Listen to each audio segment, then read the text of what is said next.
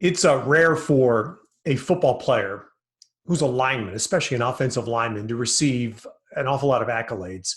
But it's been fascinating to see the response from players and trickling down to someone like myself who was around Joe Staley for a decade to feel compelled to say a few words about him upon his retirement. Uh, Offensive linemen are never the face of a team. They're never the voice of a team. That's most often a quarterback, could occasionally be another skill position player. But Joe Staley, to me, over the decade that I was around him and saw him play every day, uh, became the conscience of the San Francisco 49ers. He was the barometer. He was the person, especially towards the last half of this past decade, that you would go to find out the real pulse of the team. And if Joe felt good, you knew the team was in a good place. The day that Joe didn't feel good, the most prominent day I remember was at the end of the 2016 season. It was a forgettable year for the 49ers. It was the bottom point of a tremendous fall from what had been the three consecutive NFC championship years. And before the final game of that season, uh, Joe agreed to do an interview with me that would air before that final game. And it was generally senior player on the team, kind of just give us a feeling of the pulse. Well, Joe clearly decided beforehand that this was going to be a forum for him. And in the interview, Joe went off. And he was very strong without blaming any one factor that everything was wrong with the 49ers, that the entire environment around the football team, locker room, management, coaching, everything needed to be changed. And the point I'm making is that Joe did not exclude himself from this. He was very clear about the fact that the veteran players, himself included in the locker room, needed to be better about taking control of things and creating the right culture.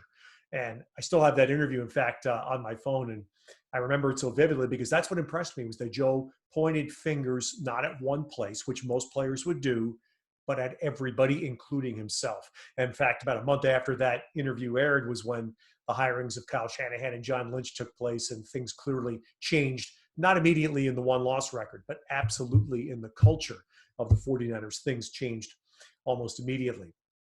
The following year was December of that 2017 season.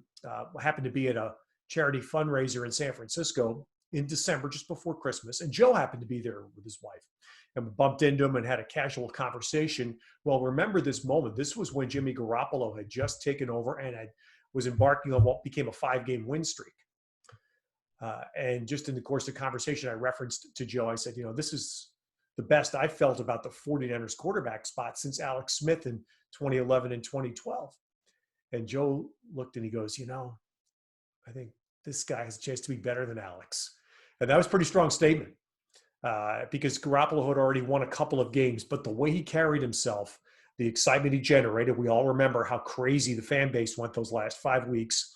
It was an indicator to me that if Jimmy Garoppolo had won Joe, that meant he had won the players. And if he had won the players, he was the guy. He was the guy you had to go forward with. And as a result, the 49ers have had some very, very good years. Joe took great pride, I know, in being on that 10-year wall, which is an incredible internal honor in the 49ers building. Anybody that's played 10 years with the team has his name and picture forever up on that wall. And that's a tremendous amount of pride for Joe. But I'll finish off with the fact that over the 10 years I was around the 49ers, there were a handful of players who stood out for their incredible poise, presence, professionalism. Two in particular that were bookends. At the beginning of the run, Justin Smith, and at the end of the run, Joe Staley. And those two, to me, had a commonality that were a tremendous mix of top player and the highest level of professionalism. When I first got to the 49ers, they had a number 1 draft pick named Kentuan Balmer. He was a defensive lineman that had not played to the level that the 49ers had hoped. Mike Singletary told me once, he said, I told Kentuan Balmer to come into this training camp and just follow Justin Smith everywhere. Do everything Justin Smith does. You become Justin Smith. Meaning, of course, that was the model that you wanted to be. And it didn't work for Kentuan Balmer.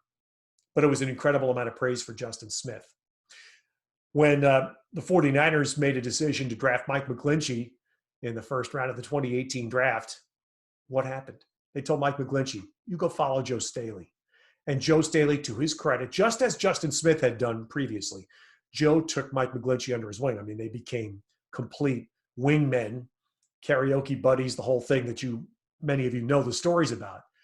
But the point was that Joe Staley was willing to do that, and that the 49ers entrusted a first-round draft pick and said, you go be like Joe Staley. It's one of the greatest honors. And I know Joe felt his body had been banged up for some years previous to this moment.